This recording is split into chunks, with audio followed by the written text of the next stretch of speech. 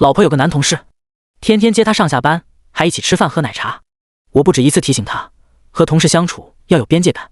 他倒打一耙，你是不是有个搞暧昧的女同事，才会这么揣测我？后来老婆公司团建，他单独跟那个男人进了帐篷，一待就是1个钟头。我没再多说，转而没日没夜的工作，把孩子妈妈的职责也揽在身上。朋友问我怎么突然这么拼，我轻笑道，就算一个人，我也想给女儿最好的生活。老婆听后猛然抬头看着我，李哥，我不知道该不该讲，今天团建时，我看到嫂子和陈述进了一个帐篷里，待了1个钟头。盯着这条信息，我心里五味杂陈，却还是只能回一句谢谢。我和周巧结婚5年，孩子4岁，是朋友和长辈眼里的模范夫妻。但冷暖自知，我发现和周巧的话题越来越少。以前聊不完的话，逐渐被柴米油盐和孩子填得满满当当。我和他也讨论过，他说是婚后他辞去工作，一直在家相夫教子造成的。确实，在家操持家务的日子枯燥乏味。女人同样该多接触社会，这个世界又不单单只属于男人。妻子有工作打算，也有意向单位，我自然支持，就托人给她找了一份做行政工作。周巧心情果然开朗了不少，她还经常和我交流公司的趣闻八卦。但好景不长，周巧工作1个月后，为表示感谢，我请了介绍她进公司的朋友王超吃饭。酒过3巡，在我又一次举杯跟王超称兄道弟时，王超红着脸把我酒杯摁下。李哥，我思前想后，作为兄弟我还是得跟你说下，嫂子最近在单位和一个叫陈述的男人走得太近了。我酒顿时就醒了一半，追问他怎么个近法。他叹了口气说，他经常看到周念和一个男同事上下班一辆车，中午吃饭也是面对面坐着。最夸张的是一次喝奶茶，周巧把喝过的直接递给陈述，陈述也不避讳，就这么直接喝了，周巧也没说什么。王超说到最后自己拍了拍嘴，哥，破坏别人家庭是畜生行径，我要说错话了，你全当我喝醉，小弟先给你赔个不是。说完他自己拿起酒杯喝了个一干二净，把单给买了。我明明没醉，但整个人好像被定住，久久在椅子上起不了身。周巧，她应该不是这样的人吧？那天晚上我也不知道怎么回的家，只记得开门时周巧和以往一样扶着我坐上沙发，还给我泡了杯蜂蜜水。每次和客户喝酒，她都会在客厅等我，无论多晚，甚至有几次她都在沙发上睡着了。但一盏小灯，一勺还未入水的蜂蜜，都已为我留好。今天的水依然微甜，但喝下去我心里竟有些发苦。扪心自问，周巧除了和我的交流越来越少外，她真的很完美，照顾我和孩子事无巨细，照料我父母时也任劳任怨。我犹豫很久，还是开了口，周巧，一直没听你说过你们单位的男同事，有没有哪个跟你关系不错的？周巧本来已经打算回房，但在听到我话后，她一下就顿住了步子。你什么意思？你今天是去见王超了吧？是他跟你说了些什么吗？周巧的神色有些不悦，好像一块完好的玉石翡翠被人发现了瑕疵。但很快他的焦躁就迅速收敛，有个叫陈述的，对我工作挺照顾，王超说的应该就是他吧。出乎意料，他竟然直接就承认了陈述的存在，还跟我说了很多他们工作上的事情，显得落落大方。周巧抱住我后背，柔声跟我说，老公你就放心吧，我这份工作是你帮我找的，你朋友王超也在我们单位，我怎么可能会做对不起你的事？我想了想，是这个道理。老婆怎么会在我眼皮底下做出格的事？我向她道歉，表示是自己喝多之后想多了。只是周巧刚才一闪而逝的不悦，总会不时盘旋在我脑海。有些种子种下后，它不会立刻结果，但会引来很多爬上心头的虫子。这天我早早下班，接到女儿后并未回家，而是把车开到周巧公司楼下。等她时我还有些自责，平时忙于工作，也疏忽了对老婆的照顾。她上班后我还从没接过她，今天带女儿正好可以给她一个小惊喜。很快我就看到周巧和一个男人往停车场方向走去，可我心里逐渐涌现出几分异样的情绪，是他们并肩行时肩膀有意无意的相撞和摩擦，是有车经过时那个男人抓住周巧胳膊时的自然，也是周巧挽起碎发露出的一抹浅浅微笑。我有些气血上涌，发动车子就停在他们面前。周巧认出是我的车后，她本能的从那个男人身边撤了一步，拉开了距离，而后才略有慌张的和我打招呼。我克制住自己，叫他上车，视线落在那个男人身上。我想我眼里闪过的应该是很浓的敌意吧，是宣示主权，是作为丈夫的警惕。但让我愤怒的是，那个男人一直很和煦地看着我，还跟我打招呼，这让我有种一拳打在棉花上的失力。周巧催我开车回家，还说我的眼神会把他同事吓着。我一团火噌的一下就被点燃，我把他同事吓着？他们每天都这样亲密，有想过某天会有一顶帽子从天而降吓到我吗？周巧听了我的话有些生气，这是他第一次用高八度的声音回我，有同事能送我上下班，你怎么这么大意见？想的还这么龌龊。周巧，不是我龌龊，而是成年人要懂得避嫌。避嫌？李江，你在工作中不接触异性同事吗？而且你有想过吗？我蹭别人的车是因为你从来不接送我，别人上下班都有老公接送，而我呢？他的话让我无言以对，说的我好像是一个失职还胡搅蛮缠的丈夫。女儿还在车上，我们剑拔弩张的样子让她眼眶泛红。我轻叹道：巧巧，我答应你，以后我每天接送你，但你得和那个男人保持距离。都说女人有第六感，其实男人也有。因为周巧之前笑靥如花的样子，是她很久没有向我展现过的娇羞。我服了软，周巧的态度却让我捉摸不透。她不耐烦地说：不用了，只要你以后别那么敏感，别想那么多就行。有这时间，你还不如多陪一陪女儿。至于陈述，如果你不喜欢，我会和他保有边界感。毕竟你才是我老公，我会尊重你的情绪。这一席话滴水不漏，似乎给我了一棒槌，又塞给我一颗糖。开车时，我不断咂摸周巧的话术，好像让我产生了一种错觉。她不再是那个单纯的家庭主妇，更像是职场上懂得铺爱下属的老领导。我挑不出刺，又无可奈何。晚上到家，周巧张罗起晚饭。我带着女儿在客厅做游戏，视线总是不自觉落向厨房。周巧时不时拿起手机看一眼，敲一会儿屏幕后又迅速放下。每每这时，我的余光里就会看见她若有若无往我这瞥上一眼。几年朝夕相处，我能察觉到那道目光，小心谨慎又带着一点偷感。女儿问我：爸爸，你怎么把玩具捏得那么紧？我才反应过来，是啊，我的心现在就和这个玩具一样，被攥得满是褶皱。再后来，我和周巧又发生过几次争吵。一次是他们公司去外地谈项目，需要出差，我担心周巧吃得不好，就问她晚餐怎么样。她一直没回我，我就弹了视频。她倒是接了，跟我说她正在吃饭，让我不用担心。但视频里的背景是那种偏深色系的砖墙，还有很舒缓的音乐在播放。这种环境氛围，我只在西餐厅见过。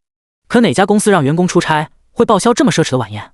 我就问她在和谁吃饭，吃的是什么。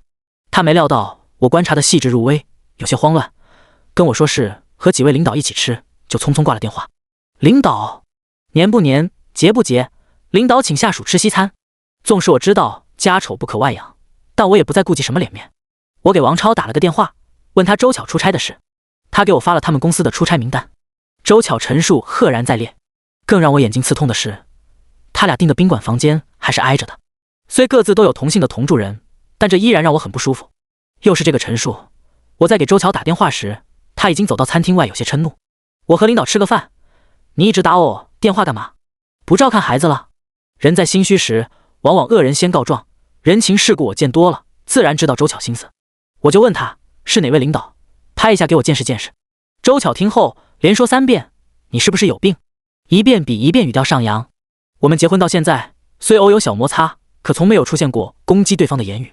这还没完，他就振振有词的再次反过来质问我：李江，当初是我俩一起商量好我猜出来的，现在才工作1个多月，你一直疑神疑鬼，早知道这样我还出来干嘛？你现在还让我对着人家领导的脸拍，你要吃饱了撑的没事就去楼下跑几圈，别再打了。电话又被挂断，只剩下我和屏幕中自己的脸在互相嘲笑对方是个小丑。还有一次是周末，周巧跟我说她和闺蜜去逛个街，在家各种梳妆打扮。我本能的就怀疑起一二，半调侃半问，哪个闺蜜啊？不会是男闺蜜吧？这一下像是点了炸弹的引线。我第一次看到周巧露出狰狞的面容，她当着孩子的面对我破口大骂：你嘴巴怎么这么贱啊？是你说让我多和外界社交，多出去走走，现在心里头这么肮脏，你别用你的下半身去思考所有人行吗？可我分明从镜子里看到她手机上信息的反光，是陈述。周巧走了，大门被她带上的时候，天花板都在震颤，屋里只剩下我急促的呼吸和女儿的啜泣。周巧，你这样做真的对吗？或者为了一个外人，值得吗？今天王超发信息给我说，周巧和陈述在公司团建的时候一起进了一个帐篷时，我已经没了太多感触。我的手里握了一张相片，是周巧的毕业照，她笑得很灿烂，阳光洒在她最好的年华里，泛着夺目光彩。每到她身后，一个男生都没看镜头，视线落在了她的身上，而这个男生就是陈述。我终于明白这2个月为什么我一遍遍劝周巧注意分寸，但每次换来都是我这个做丈夫的不懂事。我也终于知晓为何好端端的周巧会突然跟我提出要出去工作，甚至给我指定了工作单位。我全通了，但我也累了。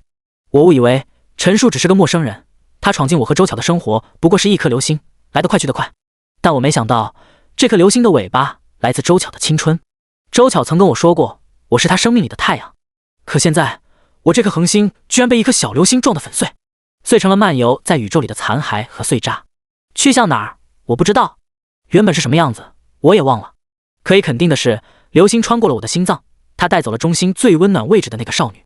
自打我碎了后，好像和周巧一切有关的东西，我都提不起兴趣。以前，我和周巧就算话少，就算生活里一地鸡毛，有一件事我特别笃定，我很爱她。在她生病发烧时，我想守在她床头，给她递水喂药，希望她能快点好起来。每当周末来临前，我会考虑带周巧和女儿去哪玩一玩，放松下心情。在赚了钱后，我更会做足攻略，就为了能带周巧出去玩一趟，让她久违的笑一笑。但现在这些想法我都没了。老公，单位临时有些事，我去加个班。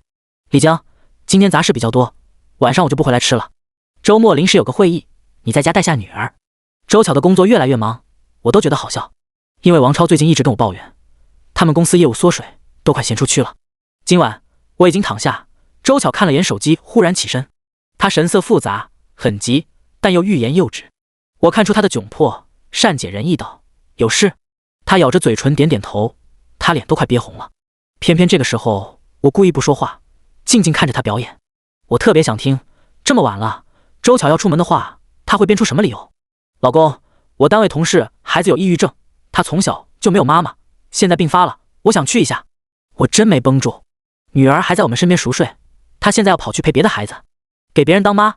我默默地在心里给自己倒计时了3个问题。第一个是陈述吧？我问出口后，周巧穿衣服的动作僵了一下，但很快她就继续接续上，没回我的话。第二个，你知道现在几点吗？你知道你结过婚了吗？我又问出一句，但周巧神色复杂地看着我。她说，老公，就这一次，她跟我说的时候真的很急，我都听到她孩子在哭了。第三个，你要是走了，就不用回来了。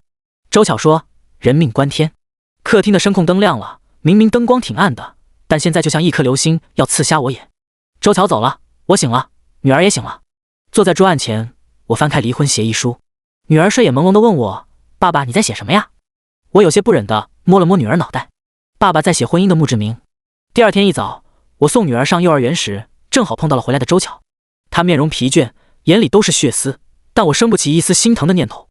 女儿同样没和她打招呼，明明是一家3口，但我们在电梯口照面，就像是陌生的邻居，连点头之交都谈不上的那种。周巧张嘴想和我们说些什么，但直至电梯门合起，我和她的眼神也没再发生任何交汇。电梯密闭，但我却感觉很透气。我想，应该是只要我看不到周巧，我就像吸了口纯氧。这件事我也告诉了我父母，不是诉苦，是我真的需要我妈来顶一阵了，因为我打算好好回归工作。30多岁，正是我的事业上升期，以往我会加班，但从来不会太晚，因为家里还有个等我的妻子。可现在我家里什么也没了。上班没多久，我收到周巧的来电，她应该是看到我放在桌上的离婚协议书，她慌张地问我是什么意思。很可笑，明明有些答案人类早就知晓，可还是要问一遍。人为什么会死呀？因为生老病死是客观规律。我们为什么要离婚呢？因为出轨出格，分开是天经地义。是不是因为陈述的事？你能不能不要那么小肚鸡肠？他孩子昨天真的抑郁症发作，那孩子也可怜，从小就没了妈妈，我只是去扮演了一下他母亲，哄他入睡而已。你是不是又想多了？哄他睡觉需要哄到第2天天亮，没了妈妈，他不是还有爸爸？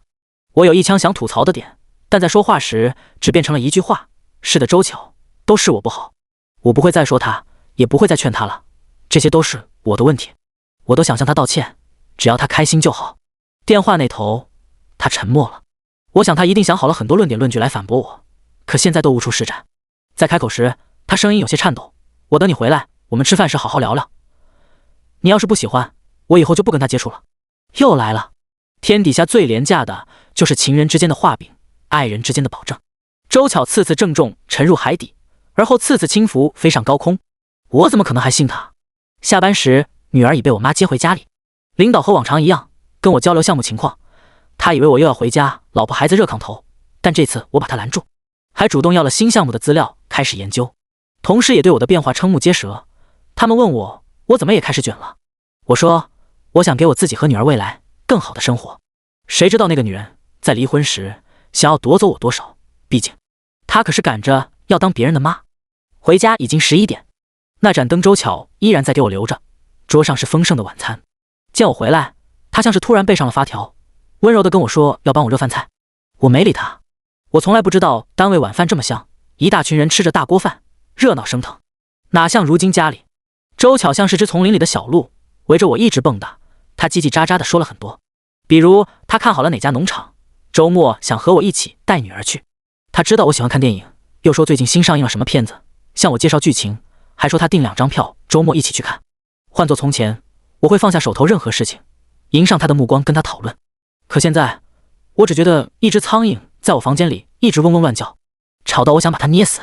我洗澡时，那只苍蝇也飞进浴室，还好水蒸气很大，我看不到它的触角。终于在我拿出被子，在另一个房间准备睡觉时，周巧有些崩溃，她哭了，哭着问我是不是不再原谅她。我也在今晚第一次开了口，周巧，我没有不原谅你，或者说我现在已经不怪你了。我们都是成年人，你是我妻子，所以我尊重你做出的任何决定，每个人也都有追求幸福的权利。你有你的，我也现在也有我的。把字签了，有空我们就去趟民政局。李江，就因为一个外人，你有必要这么狠心吗？我第一次对周巧用力嘶吼，吼到我额头的青筋都在急速跳动。对，你周巧因为一个外人把我的话当作放屁，你因为一个外人把我和女儿丢在家里，你因为一个外人让我在朋友面前就跟个绿帽奴一样。你有想过我吗？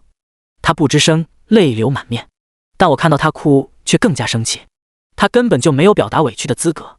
我给周巧离婚协议书的条件很优渥，这套房子虽然是我婚前购买，但她也是女主人，我打算要分她一半的房产，200万。成年人了，不存在她出轨，我就一定要她死。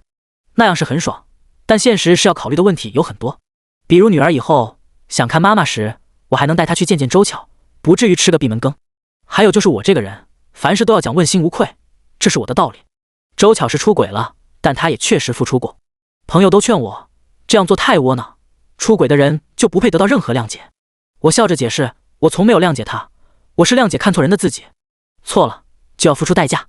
周巧以为过了这阵我就会好点，她甚至辞去了单位的工作，每天在家就等着我下班。婚前婚后，她虽然做饭，但从来不洗碗。我心疼她，女人的手很金贵，我不想我的女人在30几岁时就已经被洗涤剂泡得肥肿发白，所以要么是我来，要么交给洗碗机。最近她天天给我做饭，但我永远一口不吃，我就坐在客厅里看她一个人默默在把饭菜收好、倒掉、洗碗。我有些心痛，不是在心痛她，而是在心痛那些饭菜，多浪费啊！周巧也不止一次跟我讨论陈述这个人，我就默默听着，不发表任何评论。他说陈述和他只是普通朋友的关系，谁家朋友一起钻帐篷，为了所谓的抑郁症孩子孤男寡女待业。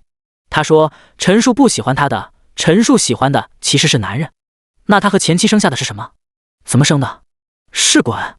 总之，周巧的话已经前言不搭后语，漏洞百出，但他依然会说。他再赌哪一次我听后就信了，而后重新把他拉入怀里。但可惜他早就没了赌注，我也更不会再上这场赌桌。谁爱玩谁玩，只有踏实勤劳才会致富。我确实致富了，最近没了命的工作得到领导重用。我能力向来不差，只是曾经缺乏扑在事业上的时间和决心。这天周五，天上下起了纷纷扬的大雪，明天可以带女儿打雪仗，很不错。下楼时我吓了一大跳，周巧就像个雕塑一样站在雪里，伞也不打，她的头发尖头甚至是睫毛都落满了雪花，跟个雪人似的。她看到我的那一刻就哭了。李江，你还记得吗？大学时候你追我，就是在一次下雪天。我点点头，2017年12月29日。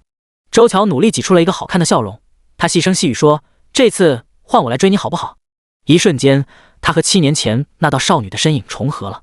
那天她也是这样走在雪里，冷风裹挟着飞雪钻进她脖子中，冻得她瑟瑟发抖。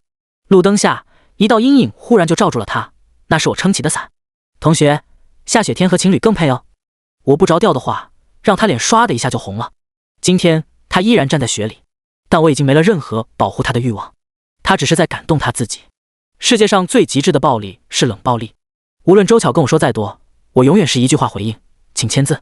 她读懂了我的决然，她也知道这是她一人无法抗衡的气力。所以他开始寻找说客。他亲戚最先登门，努力劝说我一日夫700日恩，女儿还小，不能就这么没了妈妈，还劝我要大度，人都会犯错，更何况周乔只是和别人走得近了点，并没有做出对不起我的事。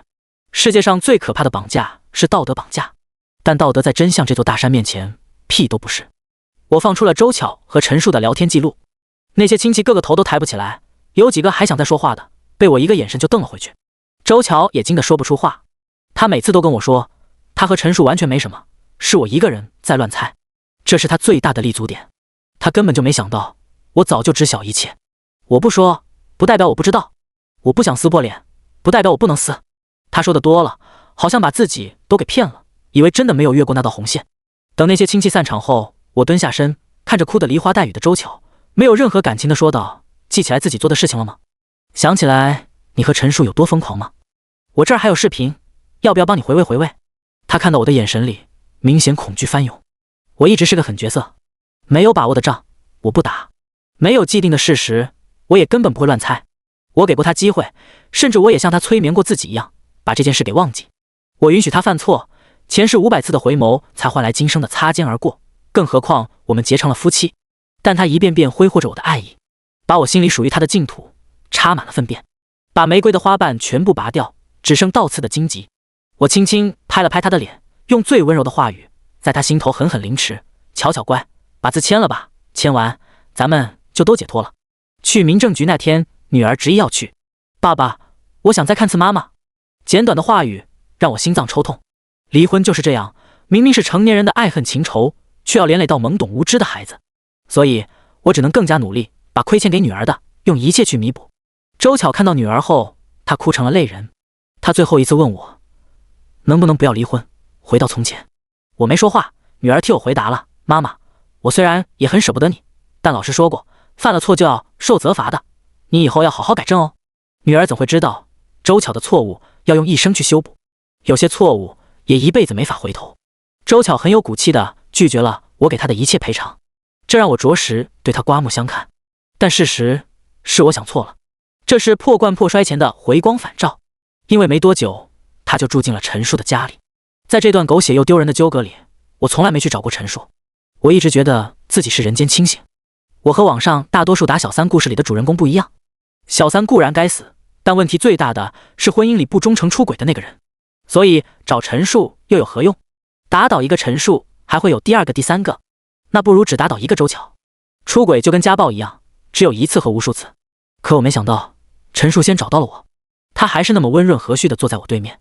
但这次我读懂了这个表情里的含义，正如我第一次见到他时那样，这是一种春风得意。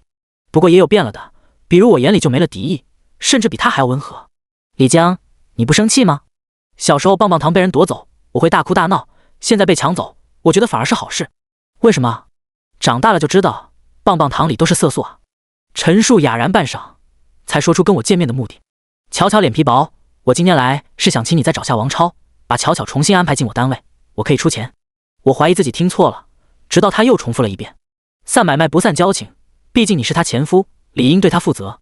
我伸手打断，前夫只负责前半生，后半生得归接盘的管。他被我呛得有些说不出话，但有事求我，只能好言好语。多少钱能办？我额外再给你一份。我手掌一拍，啪的一声豁然开朗。我向他报了个数，他爽快答应，当场转账。真是对深情鸳鸯，收人钱财自然要替人办事。我联系王超，再次被周巧弄进了单位。只是我额外又提了个要求，把陈述给开了，他正好转给我一笔钱，你拿这个钱赔他 N+1，完美闭环。王超听后都惊了，说又要请我吃饭。原来公司想动陈述很久了，现在不花费一分一毫请人滚蛋，美的很。我也是佩服自己这顿操作。陈述他花钱买了自己下岗，周巧借看女儿的名义找上了我。他说我不能这么对他和陈述，你已经不要我了，还要把我们感情杀绝吗？这话听得我就像个魔头。周巧又一次把自己放在了弱势方，但凡事得讲道理。他现在行政岗的工资和陈述之前差不多，陈述让我把他弄进单位，我也办了。我做错了什么？陈述被开除是他自己的问题，而且工作可以再找吗？我不咸不淡地评论着，但周巧突然大发雷霆：李江，我告诉你我为什么出轨，就因为你永远都是这副高高在上的样子，你对任何人都提不起兴趣，你在乎的只有你自己。我天天在家操心上下老小，你有考虑过我吗？我还就告诉你，是陈叔让我找到了生活的激情，根本就不是和你在一起的死气沉沉。哎，如果这些话周巧在以前跟我说，我一定会坐下来心平气和地宽慰他。我会告诉他，生活的本质其实就是平静如流水，这已经是很多人一辈子追求的幸福。如果想要些刺激，我也会陪他去找寻。但现在，我看着他的目光里只有怜悯。如果一人活到30岁，连生活是什么还没有一丝感悟的话，他又如何能过好接下来的人生？周巧昂着下巴，告诉我别太高看了自己，他们没有我一样能过得很好。但我一语成谶的结果来得更快。周巧被陈树从家里打了出来。周巧出轨后，我虽然没找过陈树的麻烦，但我调查过他，他上一次离婚就是因为家暴。人和人确实很不一样。我宣泄心中烦闷的途径是拼命工作，陈树发泄窝火就是通过打女人。想想也是，他在外面向来装出好好先生的温和模样，可越是如此，他把戾气的一面就压得越深，一旦爆发就一发不可收拾。陈树早就不是当时校园里那个懵懂的少年了，多少年的经历足以彻底改变一个人。但周巧不知道，他就像只飞蛾，为了所谓的激情奋不顾身扑入那场火里。他只顾着流星划过时的璀璨，但他忘了流星一旦进入大气层，摩擦产生的温度能有多高。周巧的肋骨被打断，在医院的病床上泣不成声，可一哭他更加疼痛。他别无他人可求，只能求救于我。他说他周巧这辈子都很要强，但在我面前他输得一败涂地。我安慰他，哪儿的话，你只是输给了瞎了眼的自己。他像曾经遇上事实一样，每当六神无主，我总会站在他身后。就如现在，他问我该怎么办，我迅速罗列出所有信息，收集这次受伤的证据，然后报警，再起诉陈述，争取把他关到牢里，拿上他的赔偿金，换一个城市，重新开始好好生活。当然，如果心疼自己男人，那就谅解他，养好伤就回家，然后再被打。他没有在意我的调侃，眼睛里闪过光亮。你还是在乎我的，对不对？我看了眼手机，迅速纠正他，不是，我要接女儿兴趣班放学了，我来是想赶紧帮你厘清，不要再打扰我们的生活，我不能次次被你擦屁股，没义务的。